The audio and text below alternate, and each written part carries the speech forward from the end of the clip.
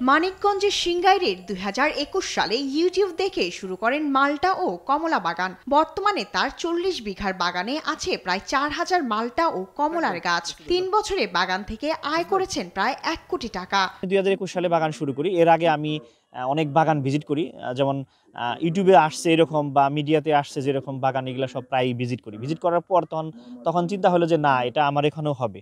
তো এই সুবাদে আর কি আমি সাহস করে এই বাগানটা শুরু করছি। এই বাগানে কাজ করছেন ৬ জন শ্রমিক। মৌসুমে যার সংখ্যা বেড়ে দাঁড়ায় ১২ জনে। প্রতিদিন এই বাগান থেকে বাজারে যাচ্ছে ৪০০ থেকে ৫০০ কেজি মাল্টা ও কমলা, যার পাইকারি বাজার মূল্য কেজি প্রতি ৮০ থেকে ১০০ টাকা। বাগানটি দেখতে প্রতিনিয়তই ভিড় করছেন মানুষ।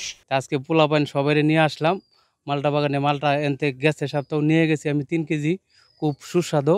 আমাদের আতিক ভাই এখানে মাল্টা, কমলা, যে বড়ই আছে, আবার ড্রাগন ফল আছে, এগুলা সব কিছু নিয়ে বিশাল বড় একটা বাগান তৈরি করেছে। এখন আমাদের এলাকার অনেক মানুষ তাকে দেখে আরো অনুপ্রাণিত হচ্ছে। মাল্টা বাগানটা দেখে খুব ভালোই লাগলো।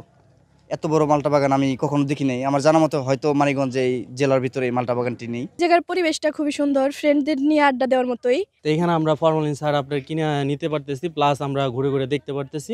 তরুণ উদ্যোক্তাদের মিনি কোল্ড স্টোরেজ সহ বিভিন্ন যন্ত্রপাতি দিয়ে সহযোগিতা করা হচ্ছে বলে জানান কৃষি সম্প্রসারণ অধিদপ্তর। এই বাগান সৃষ্টির প্রথম দিকে আমাদের একটু থাকলেও পরবর্তী সময়ে আমরা সার্বিক সহযোগিতা করেছি। আমরা ওনাকে একটি মিনি কোল্ড স্টোরেজ ব্যবস্থা করে দিয়েছি এবং ওখানে প্রায় ৪ টনের মতো মালটা উনি সংরক্ষণ করে রেখেছে। বর্তমানে আতিকুরের দেখা দেখি অন্যরাও ঝুঁকছেন মাল্টা আবাদে। শায়লা খান, নিউজ ডেস্ক, দেশ টিভি।